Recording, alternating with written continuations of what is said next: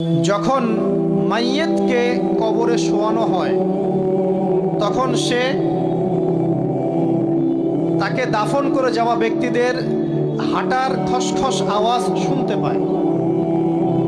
এরপরে তাকে যখন শুইয়ে দেওয়া হয়, সে যদি মুমিন ব্যক্তি হয় তাহলে তার মাথার দিকে তার সলাত এসে দাঁড়িয়ে যায়। দুনিয়াতে আপনি যে নামাজগুলো পড়েছেন, আমি যে নামাজগুলো পড়ছি, এগুলো মাথার দিকে দাঁড়িয়ে যায়। ডান দিকে চলে আসে তার সওম মানে কি? রোজা। বাম দিকে চলে আসে যাকাত। তারপরে পায়ের দিকে চলে আসবে তার আত্মীয়তার সম্পর্ক রক্ষার ইবাদত, তার এই যে অন্যান্য দান সদকা, তার নফল আমল, তার তাসবিহ তাহলিল, তার কোরআন তেলাওয়াত ইত্যাদি পায়ের দিকে চলে আসবে। এখানে একটা হাদিস এসেছে, সূরাতুল মুলক যে ব্যক্তি রাতের বেলা তেলাওয়াত করবে, কোন সূরা ভাই? তাবারাকাল্লাযী বিয়াদিহিল মুলক ওয়া হুয়া আলা কুল্লি শাইইন কাদির। এই সূরা যে ব্যক্তি রাতের বেলা করে তেলাওয়াত করবে, ইনশাআল্লাহ সূরা মুলকও কবরে তার সাথে থাকবে এবং কবর আযাব থেকে সূরা মুলক তাকে বাঁচাবে ইনশাআল্লাহ। আমি বুঝাচ্ছি যে কি অবস্থাটা হবে। এবার দুজন ফেরেশতা মাথার দিক থেকে আসবেন, আসতে চাইবেন, সালাত বলবে এখান দিয়ে আসা যাবে না, এদিক দিয়ে আসা যাবে না। ডান দিক দিয়ে আসতে চাইবেন, এদিক দিয়ে আসা যাবে না। বাম দিক দিয়ে আসতে চাইবেন, যাকাত বলবে এদিক দিয়ে আসা যাবে না। পায়ের দিক দিয়ে আসতে চাইবেন, আমলগুলো বলবে এদিক দিয়ে আসা যাবে না। তারপরেও তারা আসবেন, চোখগুলো হবে নীল এবং কালো বর্ণ, নীলাপ চোখের, কালো। মুনকার নাকি? উঠে বসিয়ে দেওয়া হবে। এবার তিনটা প্রশ্ন। প্রথমে প্রশ্ন হচ্ছে কি? মান রব্বুক, তোমার রবকে? তখন মুমিন বান্দা বুক ফুলিয়ে বলবে রব্বি আল্লাহ, আমার রবকে আল্লাহ। পৃথিবীতে যে ব্যক্তি আল্লাহর সাথে শিরিক করে নাই, আল্লাহ তাওহীদের উপর থেকেছে এবং তার উপরে মৃত্যুবরণ করেছে, ইনশাআল্লাহ সে ব্যক্তি এর উত্তর নির্দ্বিধায় দিতে পারবে ইনশাআল্লাহ। আর দুনিয়াতে যে বা যারাই আল্লাহর সাথে শিরিক করবে, আল্লাহর সাথে শিরকের পাবে লিপ্ত হবে, ওই অবস্থায় মারা যাবে, তাওহীদের উপর থাকবে না, কোশ্চিন কালেও মান রব্বুক উত্তর দিতে পারবে না। তারপরে প্রশ্ন হয়ে যাবে মা দীনুক, তোমার দিন কি ছিল? মুমিন বান্দা উত্তর দিবে কি? দিন ইয়াল ইসলাম, আমার দিন ছিল ইসলাম। এখানে শুনে রাখেন, পৃথিবীতে যারা ইসলামকে পরিপূর্ণরূপে পালন করবে তারাই এই উত্তর দিতে পারবে ইনশাআল্লাহ। যারা ইসলামকে ঠাট্টা বিদ্রুপের হাসি তামাশার পাত্র বানিয়েছে, মন চাইলে কিছু করি, মন চাইলে কিছু করি না, সহজগুলো একটু আমল করি, বাকি কিছুর আমল ধারি না, হ্যাঁ, নামাজ পড়ি, সুদ ছাড়তে পারি না, ঠিক আছে, বছর বছর ওমরা করি, এদিকে ঘুষ দুর্নীতি ছাড়তে পারি না, ইসলামকে ঠাট্টা তামাশার পাত্র বানিয়েছে, এরা কোশ্চিন কালে উত্তর দিতে পারবে না মা দীনুক। দিনে পরিপূর্ণরূপে ইসলামে প্রবেশ করতে বলেছেন আল্লাহ রাব্বুল আলামিন। যারা পরিপূর্ণরূপে ইসলামে প্রবেশ করবে এবং ইসলামের প্রতিটা মৌলিক বিধান মেনে চলবে, ইনশাআল্লাহ তারা এর উত্তর দিতে পারবে।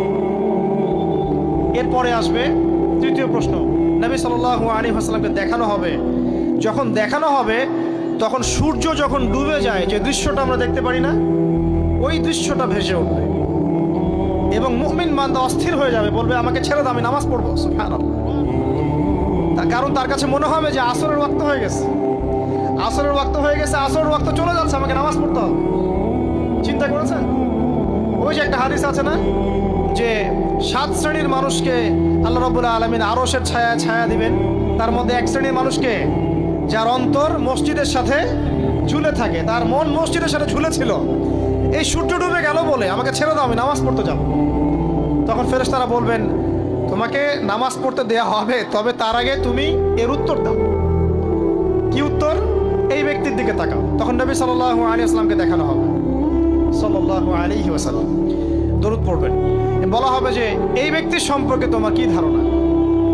মান হাযা রাজুলু বুইসা ফীকুম, এই ব্যক্তি কে, যাকে তোমাদের কাছে পাঠানো হয়েছিল? মুমিন ব্যক্তি নির্দ্বিধায় বলে দিবে যে তিনি হচ্ছেন আমার নবী মুহাম্মদুর রাসূলুল্লাহ সাল্লাল্লাহু আলাইহি ওয়াসাল্লাম। দেখুন, পৃথিবীতে যে বা যারাই নবী সাল্লাল্লাহু আলাইহি ওয়াসাল্লামের সুন্নতের উপর আমল করবে, ইনশাআল্লাহ সে তার উত্তর দিতে পারবে। দুনিয়াতে যারা নবীর সুন্নতের 5 পয়সা পরোয়া করছে না, তার আদর্শের 5 পয়সা দাম দিচ্ছে না, তারা কোশ্চিন কালে উত্তর দিতে পারবে না। নাম হতে পারে আব্দুর রহমান, আব্দুর রহিম, নবীর সুন্নতের ধারে না, তারা উত্তর দিতে পারবে না। নবীর সুন্নতের গুরুত্ব কত গভীর, এটা আমাদেরকে এখান থেকে বুঝতে হবে। তাই প্রিয় যুবক ভাইরা, মুসলিম ভাইরা, আমাদের জীবনটাকে নবীর আদর্শ এবং সুন্নতে ঢেলে সাজাতে হবে। সকাল থেকে সন্ধ্যা পর্যন্ত প্রতিটা কাজ করবো কার তরিকায়?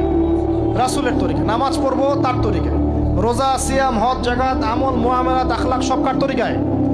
নবী সাল্লাল্লাহু আলাইহি ওয়াসাল্লামের তরিকা অনুযায়ী ইনশাআল্লাহ। আল্লাহ পাক তৌফিক এনায়েত করুন, আমিন। এবার ফেরেশতা দুজন জিজ্ঞাসা করবেন অবাক হয়ে যে তুমি কিভাবে এটা জানলে? তুমি কিভাবে এই তিনটা প্রশ্নের উত্তর দিতে পারলে? কারণ বেশিরভাগ মানুষ তো উত্তর দিতে পারবে না, বেশিরভাগ মানুষই এই উত্তর দিতে পারবে না। কারণ কিয়ামতের মাঠে 1999 জন মানুষ জাহান্নামে যাবে। নাউজুবিল্লাহ। তো এটা কঠিন পরীক্ষা।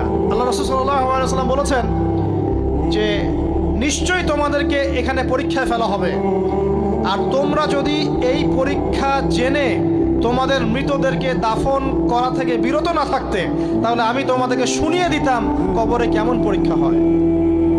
মানে যদি আমরা শুনতে পারতাম যে কবরে কেমন পরীক্ষা হয়, আমরা ভয়ে আমাদের মৃতদেরকে দাফন পর্যন্ত করতাম না।